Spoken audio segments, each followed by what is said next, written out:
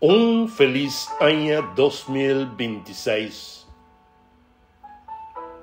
Y nos te deseamos un año lleno con bendición del Señor para cubrir toda necesidad. Nos te deseamos no para recibir nada nuevo en el año aquí. Sin embargo, lo que sí que nos te deseamos para todo lo que nos tiene no queda quitado fuera de nos. Con otra palabra, nos unan, nos rumanan, familia completo y abo, nos amistad y contacto, nos te desea de por compartir en relación aquí cubo. Saco cada uno de vosotros ta parte de nos logro nan especial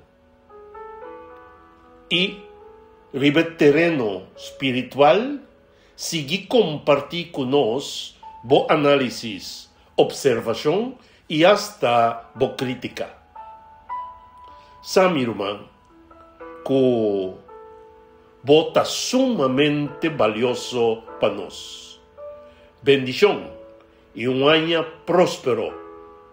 Te deseo de Wendell y Marta.